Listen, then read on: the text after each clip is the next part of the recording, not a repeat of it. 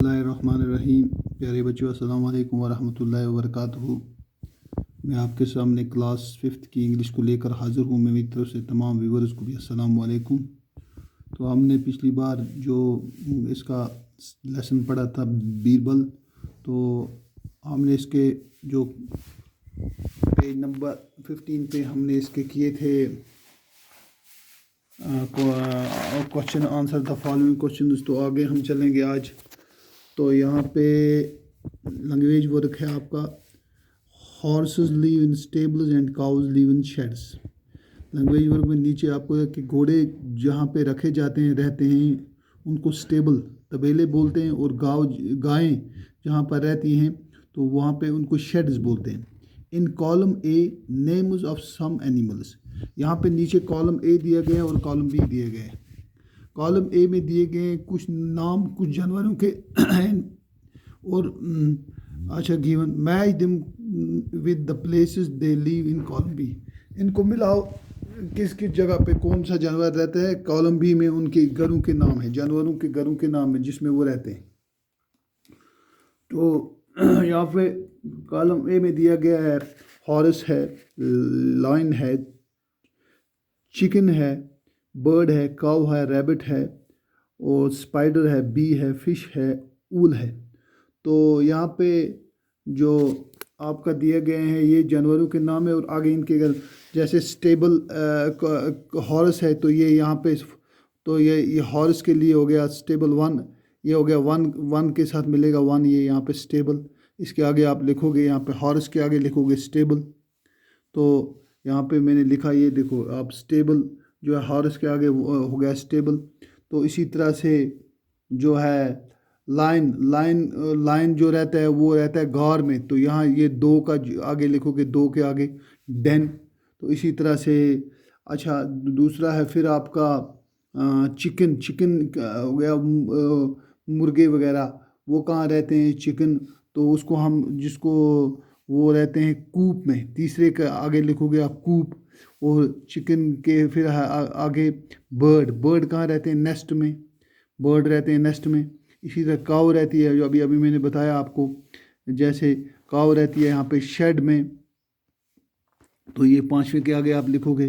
तो इसी तरह से आप फिर है दूसरा काऊ रैबिट कहाँ रहता है, वो रहता है बरो में, तो ये 6 के आगे आप लिखोगे।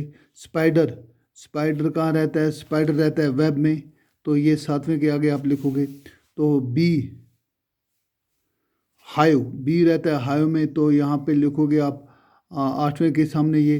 तो फिश कहाँ रहती है, फिश रहती है वाटर में, तो ये 9वें के सामने आप लिखोगे। तो इसी तरह से अब रह गया ऊल कहाँ रहता है, तो अब कौन सा बचा यहाँ पे, ऊल रहता है ट्री पे, तो ये 10वें के सामने लिखोगे। तो इस तरह से आपके ये जवाब है। अब हम आगे चलेंगे। तो यहाँ फ्रेजल वर्ब है, यहाँ पे आपका फ्रेजल वर्ब किसको बोलते हैं। Verb consists of A phrasal verb consist of a verb and particle preposition adverb or both.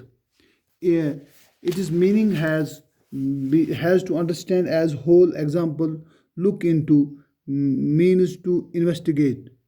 इसकी मतलब जो हमें समझ आती है पूरे की जब हम इसको पूरे को हम इन अल्फाज को हम पढ़ेंगे। जैसे लुक इनटू यानी कि हम इसको कहेंगे कि इस पे गौर खोज करो, इसकी तहकीकात करो, लुक इनटू। अगर इसको हम इस तरह से हम लफ्ज़ी मायना इसका लेंगे तो कुछ और बनता है, लेकिन ये फ्रेज मुहावरे हैं।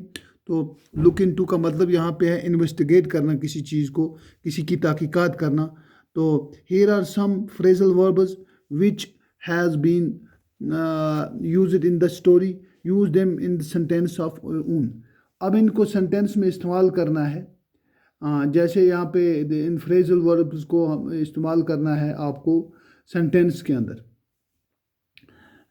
जैसे यहाँ पे गेट ऑफ है, गेट ऑन है, गेट डाउन है, राइड अवे है, ब्रिंग बैक है, पुट इन है, लुक एट है, और इसी तरह से अरेंज फॉर है। तो यहाँ पे आप देखते हो मैं गेट ऑफ को इस्तेमाल करेंगे हम। तो गेट ऑफ को हम इस सेंटेंस में जुमले में कैसे करेंगे।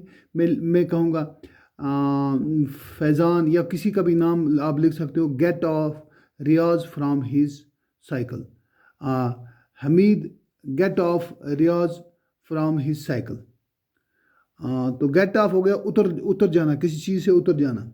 डोंट, अच्छा get on, don't get on this car, don't get on इस दिस, तो गेट ऑन भी हो गया इस्तेमाल जुमले में। Please get on from the table. हाँ, get down from the table, table से नीचे उतर जाओ मेहरबानी करके। Shaukat did not allow him to ride away, या Aslam did not allow, Aslam इजाज़त नहीं रहेगा उसको सवारी करने का विद इजहार अपने घोड़े पर। Kindly bring back my copy tomorrow, मेहरबानी करके ब्रिंग बैक हो गया मुझे वापस कर दो मेरी कॉपी कल। I will pay, put in, अब पुट इन को इस्तेमाल करना है जैसे पुट इन है। I will put in these things in the bag, मैं सब की सब चीज़ें इनको डाल दूंगा किसमें, बैग के अंदर। अब लुक एट है, इसको करना है। He always look at me with happiness, वो मुझे हमेशा खुशी के साथ देखता है। Our head master will arrange for our picnic, हमारे हेड मास्टर ने अरेंज कर दिया पिकनिक के लिए, तैयारी कर दी, अरेंज कर दिया पिकनिक के लिए, हमारे पिकनिक के लिए। तो ये इस तरह से आपके जो ये इस सेंटेंस थे ये हो गए इसमें इस्तेमाल। तो बाकी जो आपका ग्रामर वर्क है वो इंशाल्लाह कल फिर करेंगे।